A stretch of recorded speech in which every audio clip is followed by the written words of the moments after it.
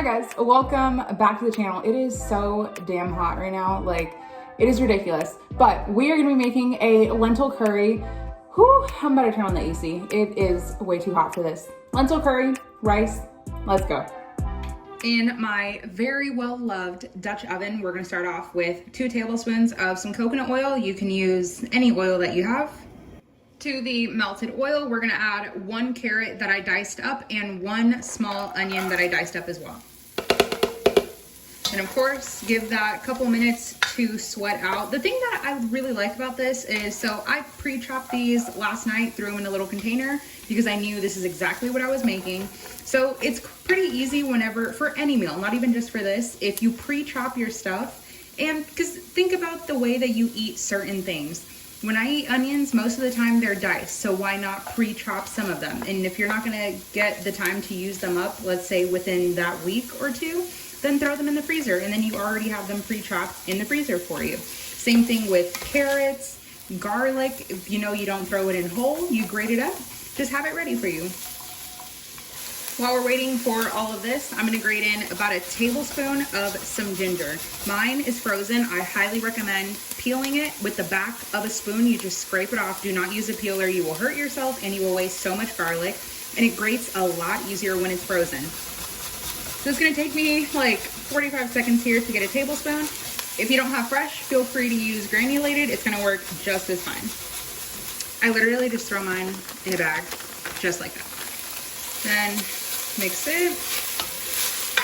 I'm gonna add a tablespoon of some garlic. Mix it once again so nothing burns. Then at this point, we're gonna add in all of our spices, and we're gonna get those super nice and toasted as well. So I'm gonna cut the heat, so we're on no heat whatsoever, just so that we can get a chance to get all the seasonings on there without anything on the bottom burning.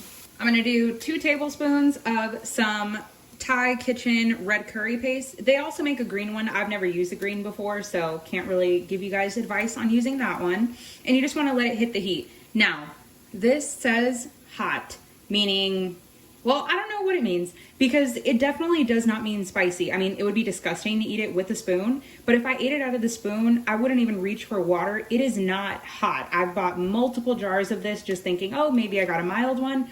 No, this is not hot whatsoever. Then we're gonna add 1 tablespoon of some yellow curry powder. I'm gonna do 1 teaspoon of some turmeric. Turmeric, in my opinion, is just used for color, not so much flavor. You guys can let me know if you guys think it imparts flavor, but I just think it's mainly for color. Then the same thing for some color, a teaspoon of paprika, then a teaspoon of some cumin. Then I'm gonna add about a half a teaspoon of some garam masala. Now, I can't even tell you guys what's in here. You guys can see I have a very little bit. I just Googled a recipe for garam masala homemade, and I made it myself. It was already spices that I had. I just threw them in together. And I would say it's kind of like a homemade version of like a curry powder, but this has cinnamon, so it's a little bit sweeter. It's kind of hard to explain. Just look it up, and if you don't have it, completely skip this. If you guys have seen my chicken curry video, which my chicken curry is bomb, I'm sorry, it is 5 o'clock here on base. If you guys can hear that music, it's not my fault. Then I'm also gonna give it about a teaspoon of some salt and some black pepper. If you guys hear anything in the background, it's baby Roman zoom in with his little cart and his toys. So now I'm gonna turn back on our heat, and then we can give everything a mix and let it toast and just caramelize the flavor and the color. Give it a little swoosh, swoosh. Once you have that nice and fragrant and you can smell everything, I'm gonna add a 14-ounce can of some diced tomatoes. If you don't have diced tomatoes, you can do crushed tomatoes, and even in a pinch, you can do some tomato sauce.